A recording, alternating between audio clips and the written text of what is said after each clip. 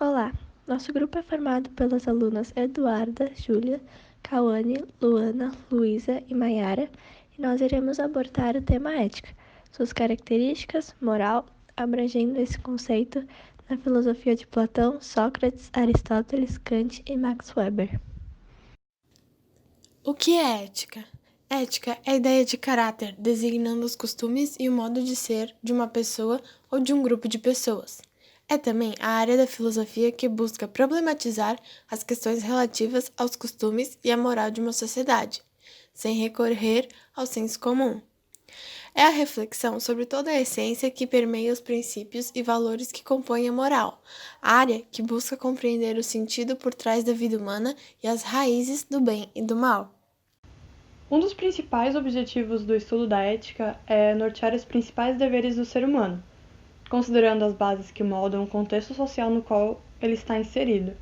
E esse estudo tenta estabelecer de uma maneira moderada e com uma visão bem questionadora o que é o certo e o errado e a linha tênue entre o bem e o mal. Ética e moral. Muitos confundem esses dois termos. Moral. Hábito e o costume, campo da filosofia que se dedica a entender e a refletir as ações humanas e a classificá-las enquanto certas ou erradas. Por isso, podemos dizer que a ética é uma espécie de filosofia moral. Ética, filosofia da moral, uma tentativa de fazer uma ciência moral. O costume ou hábito de um povo, de uma sociedade, ou seja, de determinados povos em tempos determinados. A moral muda constantemente, pois os hábitos sociais são renovados periodicamente e de acordo com o local em que são observados. A ética de Sócrates e Platão, ela tem como objetivo preparar o homem para se conhecer, tendo em vista que o conhecimento é a base do agir. E a ética socrática, ela reside no conhecimento e em vislumbrar, descobrir na felicidade o fim da ação ética. E ao contrário de fomentar a desordem e o caos, a filosofia de Sócrates, ela prima pela submissão, ou seja, pelo primado da ética do coletivo sobre a ética do individual. Nesse sentido, para esse pensador, a obediência à lei era o limite entre a civilização e a barbárie. Segundo ele, onde residem as ideias de ordem e coesão, pode-se dizer garantia a existência e a manutenção do corpo social. Trata-se da ética do respeito às leis e, portanto, à coletividade.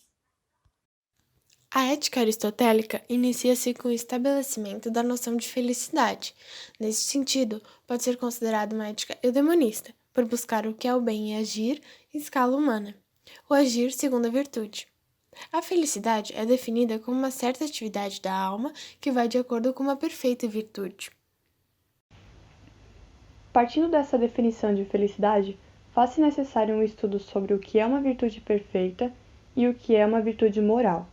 A ética, para Aristóteles, é parte da política e precede a política. Ou seja, para que haja política é preciso que antes exista a ética. Uma das mais importantes contribuições para a área da filosofia ética deve-se a Aristóteles e seu livro Ética a Nicômaco. Este livro, na verdade, é uma coletânea composta por 10 livros. Nestes livros, Aristóteles mostra-se preocupado com a educação e com a felicidade de seu filho. Através desse pretexto, o filósofo desenvolve um livro que leva os leitores a refletirem a respeito de suas ações, buscando pensar de forma racional e buscar a felicidade tanto a individual quanto a coletiva. O livro Ética a Nicômaco exerceu grande papel na história da filosofia, pois no primeiro tratado escrito a respeito da ação do ser humano em sociedade e ao longo da história da humanidade. O tema principal da ética de Aristóteles é delimitar o que é o bem e o significado que ele tem para o homem. Somente quem conhece o bem é capaz de encontrar a felicidade. Toda arte e todo saber, assim como tudo que fazemos e escolhemos, parece visar algum bem. Por isso, foi dito, com razão, que o bem é aquilo a que todas as coisas tendem, mas há uma diferença entre os fins. Alguns são atividades, ao passo que os outros são produtos à parte das atividades que os produzem. Aristóteles. Essa afirmação contém duas teses fundamentais na ética aristotélica. A primeira, todas as coisas tendem ao bem, o que significa, na doutrina do filósofo, que o bem é a finalidade de todas as coisas. A segunda, chega-se ao bem por dois caminhos. O primeiro, pelas atividades práticas, isto é, aquelas que contêm seus próprios fins, ética e política. A segunda, pelas atividades produtivas, artes ou técnicas. E em relação à ética, o bem ele leva cada indivíduo a ser capaz de viver com os outros, na polis, ou seja, a ética no campo individual, ela prepara um terreno para a política no campo coletivo. E para Aristóteles, a finalidade da política é a busca do bem de todos os homens. Mas qual que é o bem de todos os homens? A felicidade, responde Aristóteles. A felicidade, porém, ela não é um sentimento que aparece, se instala e vai embora. Ao contrário, ela é a obra de uma vida inteira. Kant. A ética kantiana afirma: o que deve guiar as ações do homem é a razão. Ela deve ser universal, independente da cultura que o indivíduo insere-se. Antes de realizar qualquer ato, devemos nos perguntar: isso fará o bem coletivo? Se sim, é uma atitude ética, se não, é antiético. Kant também diferencia dois tipos de ações: agir por dever e agir conforme dever. Quando agimos objetivando um outro fim, além da própria ação, essa seria uma ação antiética, agir conforme dever. Quando agimos objetivando a realização da própria ação, sem ganhar nada em troca, essa seria uma ação ética, agir por dever. Por fim, Kant desenvolve um de seus principais conceitos, o imperativo categórico. Para ele, quando o indivíduo encontrar-se diante de um dilema, sem saber o que seguir, ele deve perguntar-se: seria saudável para a sociedade se todos fizessem isso que eu estou prestes a fazer? Se a resposta for não, você deve evitar a ação, através do uso da racionalidade. Caso contrário, você deve seguir com sua ação. Max Weber e a ética protestante. Para esse sociólogo, o capitalismo, em sua formação, recebe a contribuição do protestantismo, sendo o principal cenário estudado por Weber a Alemanha. Ele concluiu que o capitalismo está ligado ao protestantismo, pois esse valoriza o trabalho e considera os seus frutos graça divina, e aquele utiliza o trabalho a fim de atingir riquezas. Essa ideologia voltada para o capital é vista por Max Weber como a ação racional voltada para determinados interesses, motivados tanto por aspectos materiais quanto simbólicos. Ética nas organizações. Nos dias atuais, com o mundo cada vez mais globalizado e competitivo, as organizações empresariais preocupam-se com a ética nos seus negócios, mostrando-se cada vez mais eficazes para competir com sucesso e obter resultados positivos e compensadores nas suas vendas e satisfação dos funcionários, clientes, fornecedores e da sociedade em geral. A ética dos negócios é o estudo da forma pela qual as normas morais pessoais se aplicam às atividades e aos objetivos da empresa comercial. E ela não se trata de um padrão moral separado, mas do estudo de como o contexto dos negócios cria seus problemas próprios e exclusivos à pessoa moral, que atua como um gerente desse sistema. A sobrevivência e evolução das empresas e de seus negócios, ela está associada cada vez mais à sua capacidade de adotar e aperfeiçoar condutas marcadas pela seriedade, humildade, justiça e pela preservação da integridade e dos direitos das pessoas. Características fundamentais de uma conduta ética. Altruísmo é a preocupação com os interesses do outro de forma espontânea e positivista. Moralidade é o conjunto de valores que conduzem o comportamento, as escolhas, decisões e ações. Virtude é a excelência humana.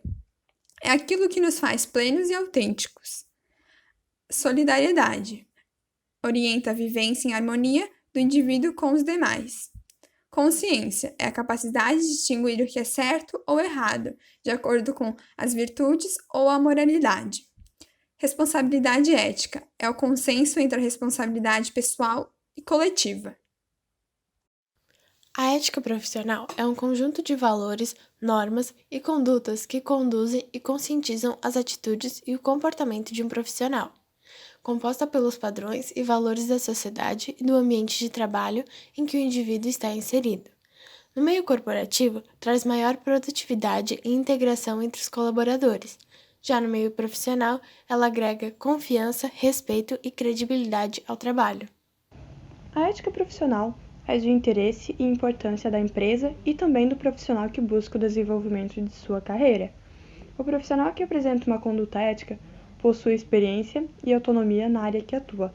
Quando os profissionais e as empresas prezam por valores e princípios éticos como gentileza, temperança, amizade e paciência, existem bons relacionamentos, uma maior autonomia, mais satisfação, proatividade e inovação. A ética contribui para o andamento dos processos internos, aumento de produtividade, realização de metas e a melhora nos relacionamentos interpessoais e do clima organizacional.